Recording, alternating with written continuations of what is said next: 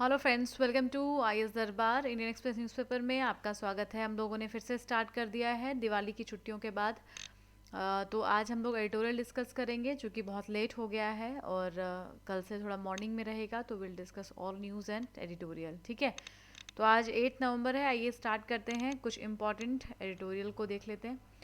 तो फर्स्ट हम लोग आर्टिकल डिस्कस करेंगे, that is divided we fall. काफ़ी अच्छा आर्टिकल है, अलग सा कॉन्सेप्ट है। जैसे किसी का ऑप्शनल पॉलिटिकल साइंस है या फिर आईआर में जो आपका जीएस पेपर 2 का पार्ट है, इंटरनेशनल रिलेशंस, वहाँ पे ये आर्टिकल आपके काफ़ी काम आ सकता है आंसर राइटिंग वगैरह में।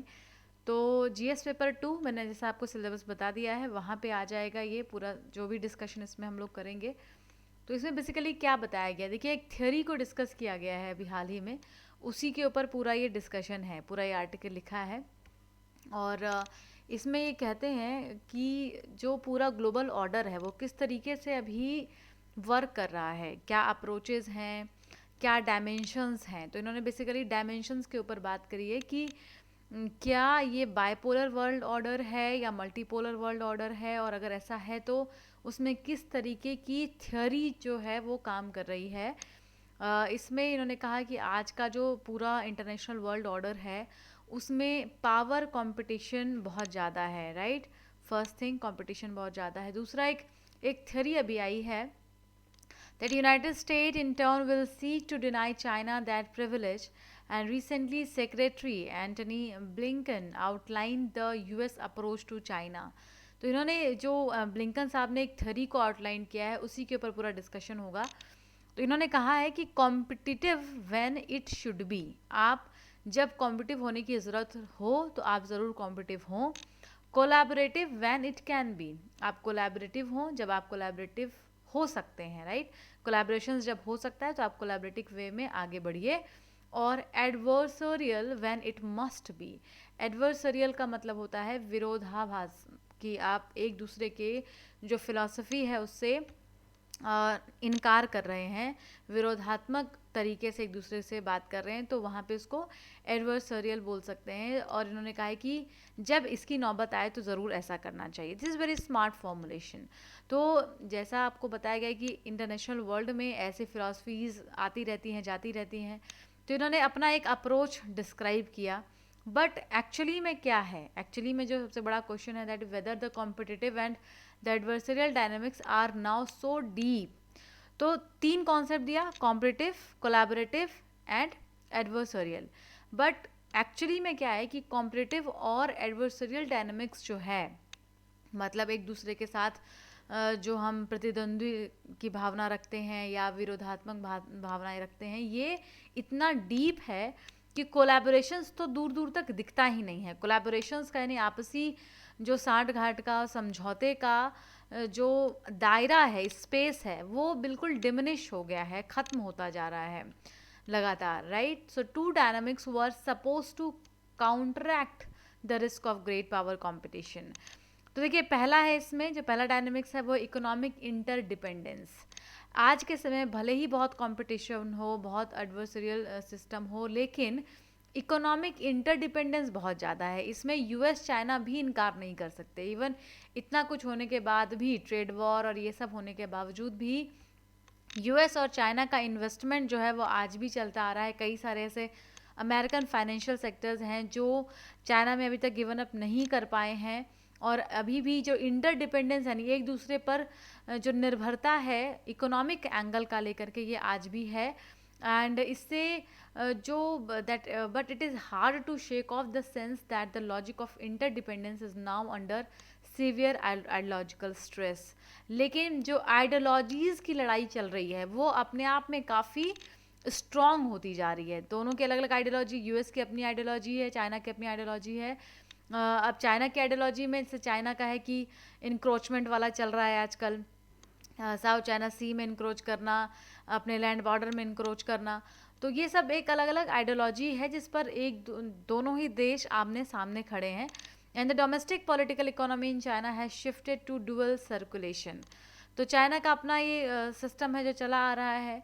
And US will not only not tolerate China's further rise, जैसे चाइना को एक बात पता चल गई है कि यूएस जो है वो चाइना जब राइज करेगा, पहले शुरुआत में आप लोग जब फिलोसफीज पढ़ेंगे आईआर में या वर्ल्ड हिस्ट्री में, जैसे जब वर्ल्ड बैंक वगैरह बनाया गया, जब आईएमएफ बना, तो उस समय में यही कॉन्सेप्ट आया था कि जो डेवलपिंग नेशंस हैं उनको आगे बढ़ाया जाएगा, राइट।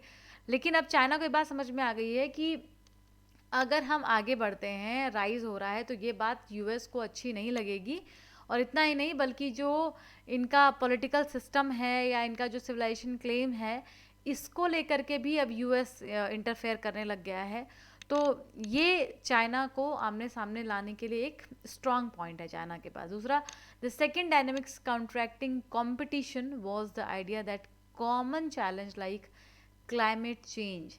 अब एक तो आपने डायनेमिक्स क्या देखा, इंटरडिपेंडेंस का, इकोनॉमिक इंटरडिपेंडेंस का। दूसरा है ग्लोबल वार्मिंग का कॉन्सेप्ट, क्लाइमेट चेंज, इन सब ये जो इश्यूज, ऐसे ऐसे इश्यूज हैं जहाँ पर सारे देश साथ आकर के ग्लोबल कोऑपरेशन को लाने के लिए मजबूर हो गए हैं कहीं ना कहीं, राइट।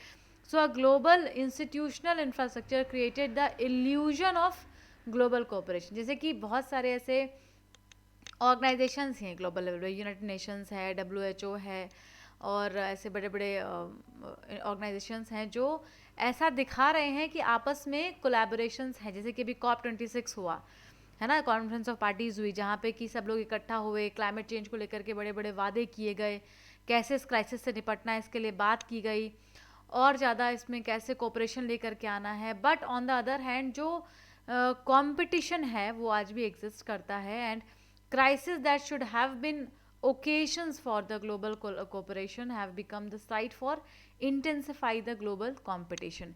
तो ये ग्लोबल कोऑपरेशंस की आड़ में कहीं ना कहीं ग्लोबल कंपटीशन भी बढ़ रहा है। जैसे जब क्लाइमेट चेंज के ऊपर बात होती है तो वहाँ पर भी कई सारे ऐसे इश्यूज हैं जो उठ करके बाहर आते हैं, टेक्नोलॉजिकल इश्यूज। अभी कोरोना पेंडेमिक आता है, सब लोग इसको ग्लोबल पब्लिक हेल्थ की तरह, क्राइसिस की तरह समझते हैं। तो इसमें क्या होना चाहिए, ग्लोबल लेवल पर मॉनिटरिंग, अलोकेशंस, और इसका ग्लोबल लेवल पर ट्रीटमेंट, ऐसा होना चाहिए था, राइट। लेकिन आज कंपटीशन के दौर में साइबर थ्रेट अगर आप देखें तो बहुत ज़्यादा है। टेक्नोलॉजिकल काफ़ी अनरेगुलेटेड सारी चीज़ें हैं, आर्टिफिशियल इंटेलिजेंस और जो बायोलॉजिकल रिसर्च है उसमें कंपटीशन बहुत ज़्यादा बढ़ गया है, स्पेस में कंपटीशन बहुत ज़्यादा है। फिर आपका जो न्यूक्लियर वेपन है उसको लेकर के कंपटीशन लगातार इंटेंसिफाई होता जा रहा है, आर्म रेस इंटेंसिफाई हो रहा है। तो ये सारी ऐसी चीज़ें हैं जो एक तरफ एडवांसमेंट को बढ़ावा दे रहे हैं, कंपटीशन को बढ़ावा दे रहे हैं, दूसरी तरफ क्लाइमेट चेंज को लेकर के सारे लोग कोऑपरेशंस करना चाह रहे हैं। तो यहाँ पे आर्टिकल में इन्होंने क्या बताया कि the old multilateral system was undergirded by the end the partially and instrument for us US power. तो पहले क्या था, मल्टीलेटरल वर्ल्ड ऑर्डर सिस्टम था जहाँ पे कि कोई किसी की तरफ झुका हुआ नहीं था, राइट। अपना एक अलग आर्किटेक्चर इंफ्रास्ट्रक्चर था। तो उस पे ही जाने की आवश्यकता है, ना कि हम बायपोलर तरीके सोचें, यानी कि यूएस और चाइना की तरफ शिफ्ट हो करके सोचें, दो ही ऑर्डर में सोचें, इसकी आवश्यकता नहीं होनी चाहिए, ऐसा उन्होंने बताया। The real choice for the world is not just navigating between the China and US. ऐसा नहीं कि पूरा वर्ल्ड जो है यूएस और चाइना के बीच में ही घूमता रहे, बल्कि जो अभी ब्लिंकन का फॉर्मूला आया था कोलैबोरेशन, कंपटीशन और एडवर्सरियल अप्रोच का, इसको रिवर्स करने की आवश्यकता है। And it will require the countries to be collaborative when they should be, है ना।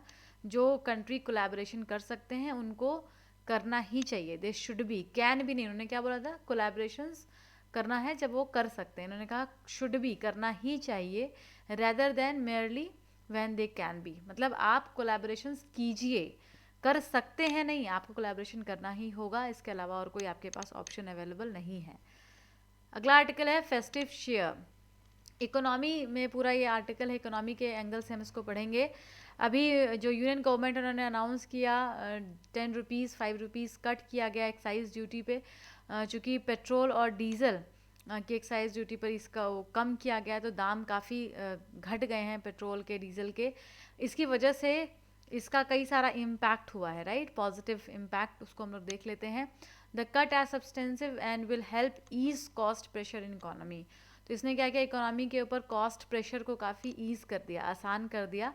एंड ये जो फ्यूल टैक्स में कटिंग की वजह से ऐसा कहा जा रहा है कि जो हाल ही में इलेक्शंस को अनाउंसमेंट किया गया है, इसमें 5 राज्यों में इलेक्शन होने हैं, उत्तर प्रदेश उसमें से एक है।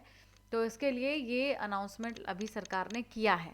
हालांकि इसका क्या क्या फ़ायदा है उसको देख लेते हैं। 3 फ़ायदे। गवर्नमेंट्स टैक्स कलेक्शन, देखिए अभी टैक्स कलेक्शन गवर्नमेंट का ज़्यादा था, इनडायरेक्ट और डायरेक्ट दोनों ही टैक्स में। तो physical space to lower fuel tax has been created. तो फिजिकल स्पेस के बढ़ने से ये चूँकि सरकार के पास इनकम जो है वो बढ़ी, इस वजह से ये एक्स्ट्रा स्टेप ले पाए कि इन्होंने फ्यूल टैक्स को कम कर दिया। दूसरा, जो जीएसटी का कलेक्शन है वो काफ़ी ज़्यादा हुआ है, 28% ज़्यादा रहा है प्री पेंडेमिक लेवल से। तो वो एक यहाँ पे स्टेप माना जा रहा है, फैक्टर माना जा रहा है कि क्यों क्या कम किया गया है तेल और पेट्रोल डीजल का दाम। फिर economist expect tax collection should exceed the budgeted target significantly by end of the year. तो जो करंट ग्रोथ रेट है उसको देखते हुए ये स्टेप लिया गया है। And it creates the space for government to reduce the dependence on fuel tax. तो फ्यूल टैक्स पर जो डिपेंडेंसी है सरकार की, उसको ये काफ़ी कम करेगा, इसलिए काफ़ी फ़ायदेमंद होगा आगे चल करके। Second, cut in fuel tax ease cost pressure in the economy. Economy के ऊपर जो कॉस्ट प्रेशर हो रहा था, क्योंकि क्या हो रहा है, दाम लगातार बढ़ रहे थे, हर चीज़ों के दाम बढ़ रहे थे, उससे इन्फ्लेशनरी प्रेशर इकोनॉमी पर बढ़ रहा था। इन्फ्लेशनरी प्रेशर मतलब जो महंगाई की वजह से प्रेशर क्रिएट हो जाता है इकोनॉमी के ऊपर, उसका नुकसान बहुत हो जाता है। स्टैगफ्लेशन की तरफ हम जा रहे थे। तो यहाँ पर अब मॉनेटरी पॉलिसी कमेटी जो है उसने भी कहा था कि भाई ये कम होना चाहिए, जिसका यहाँ पे अगर इन्फ्लेशनरी प्रेशर कम करेंगे तभी फ़ायदा होगा। तो सरकार ने ये सब स्टेप्स यहाँ पर लिए हैं। ठीक है, इसका आगे चल करके कुछ बेनिफिट्स मिलने वाले हैं। इकोनॉमी पर ये पूरा आर्टिकल था। आज के लिए इतना ही। Thank you so much. फिर नेक्स्ट आर्टिकल में मिलते हैं next day. Thank you so much.